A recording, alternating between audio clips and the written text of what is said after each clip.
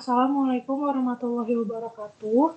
Nama saya Anissa Latifah Nur Aini dengan NIM 2106859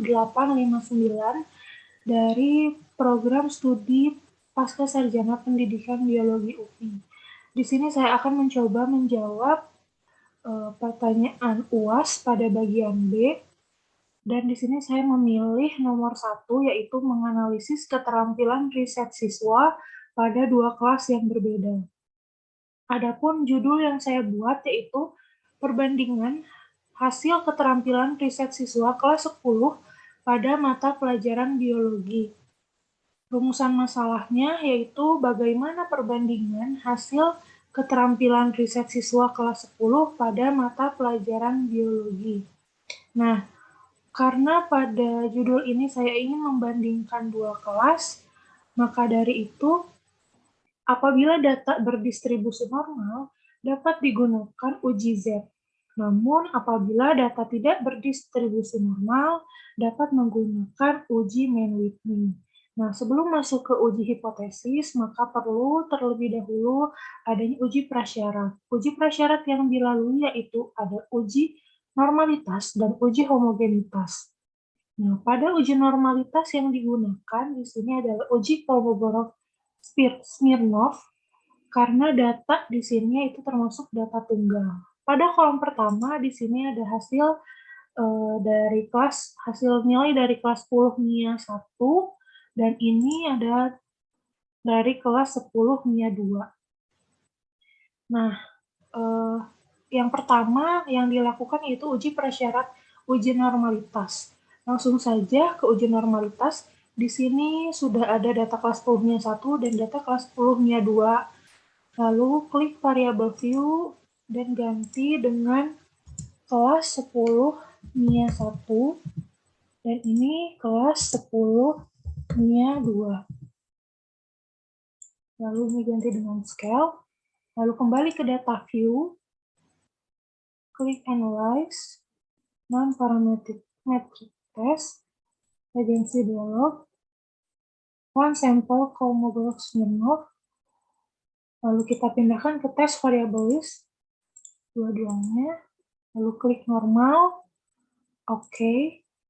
Nah, di sini ada hasil dari one sample Kolmogorov-Smirnov test, di mana hasil uji normalitasnya yaitu adalah 0,000. Nah, di mana dasar pengambilan keputusan pada uji normalitas apabila data hasil dari uji normalitasnya itu nilai signifikansinya kurang dari 0,5, maka data tidak berdistribusi normal. Nah, selanjutnya, setelah uji prasyarat pertama, yaitu uji normalitas, lanjut ke uji kedua, yaitu uji homogenitas. Agar dapat lebih mudah mengujinya, maka dari itu di sini saya akan hapus dulu data yang kelas 10 MIA 2. Nah, untuk tabel kedua di sini kita ganti menjadi kode kelas. Nah, di mana ini nilai dari kolom 1 sampai kolom 33 adalah nilai kelas 10 MIA 3. Kita kasih kode dengan angka 1.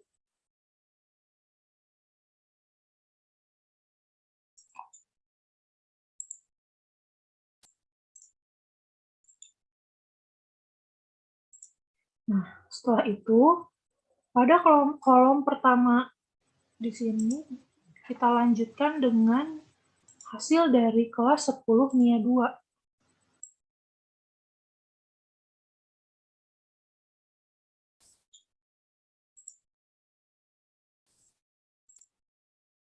Untuk kelas 10 MIA 2, kita kasih kode dengan angka 2.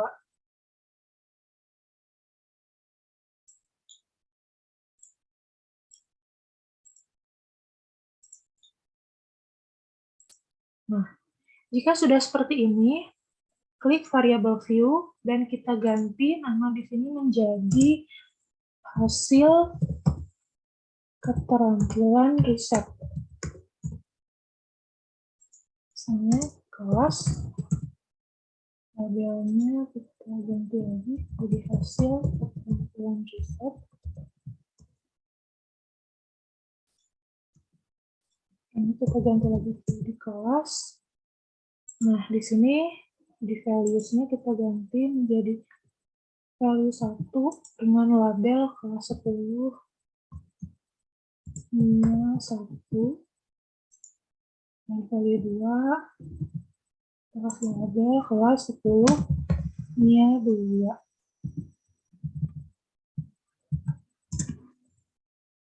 Add, lalu klik OK. Setelah itu kita kembali ke data view. Nah, pada kolom pertama di sini sudah berubah menjadi hasil keterampilan riset, hasil jawaban tadi, hasil jawaban siswa, dan ini keterangan kelasnya. Apabila setelah ini dilakukan uji homogenitas, nah mengapa dilakukan uji homogenitas? Yaitu untuk mengetahui 2 atau lebih kelompok data sampel yang berasal dari populasi yang memiliki varian sama atau homogen. Untuk mengujinya yaitu klik Analyze, lalu klik Conformance, One Way ANOVA.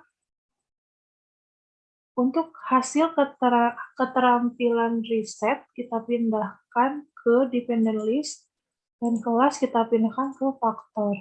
Setelah itu klik Option, lalu klik Homogeneity of Variance Test. Klik Continue, oke. Nah, di sini langsung ada muncul hasil dari Test of Homogeneity of Variance. Taraf signifikansinya yaitu sebesar 0,847.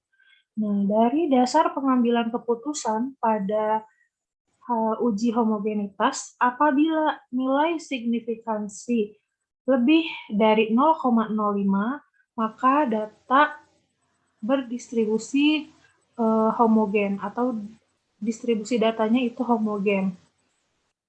Nah, dari hasil tadi, dari hasil uji prasyarat, uji normalitas, dan uji homogenitas, dapat disimpulkan bahwa pada uji normalitas dikatakan tidak berdistribusi normal, tetapi data ini homogen. Maka dari itu, kita dapat lanjutkan ke uji hipotesis yang tadi disebutkan di awal. Apabila data tidak berdistribusi normal, maka kita gunakan uji Mann-Whitney. Selanjutnya pada uji hipotesis, kita kembali ke SPSS. Oke, di sini kita bisa langsung menguji uji Mann-Whitney, yaitu klik Analyze, lalu Non-Parametric Test, klik Legacy Dialog. Nah, pada ini kita klik Two Independent Sample Test. Ini sama caranya seperti yang tadi, kita pindahkan ke tes variabel list dan kelasnya ke grup variabel. Namun di sini kita ubah define grupnya menjadi angka 1 dan angka 2. Oke. Di sini kita klik juga Mann-Whitney. Lalu klik OK. Nah, adapun hasil dari uji hipotesis yang telah didapatkan yaitu sebesar 0,08. Nah, menurut dasar pengambilan keputusan pada uji Mann-Whitney, yaitu apabila taraf asin signifikansi two-tailed-nya itu kurang dari 0,08, maka hipotesis diterima. Nah, tadi pada hipotesis yang saya gunakan, yaitu H0-nya tidak terdapat perbedaan hasil keterampilan riset siswa antara kelas 10 MIA 1 dan 10 MIA 2. Sedangkan H1-nya yaitu terdapat perbedaan hasil keterampilan riset siswa antara kelas 10 MIA 1 dan 10 MIA 2.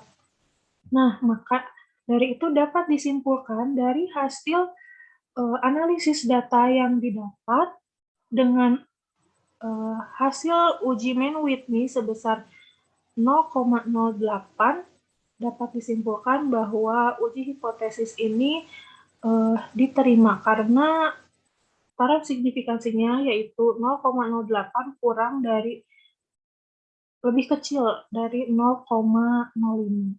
Maka dari itu terdapat perbedaan hasil keterampilan riset siswa antara kelas 10 MIA 1 dan 10 MIA 2. Nah, bisa dilihat juga dari nilainya di sini pada kelas 10 MIA 1 yaitu sebesar 39,58 dan pada kelas 10 MIA 2 yaitu sebesar 27,42. Seperti itu. Mungkin sekian yang dapat saya sampaikan. Mohon maaf apabila ada kesalahan kata. Wassalamualaikum warahmatullahi wabarakatuh.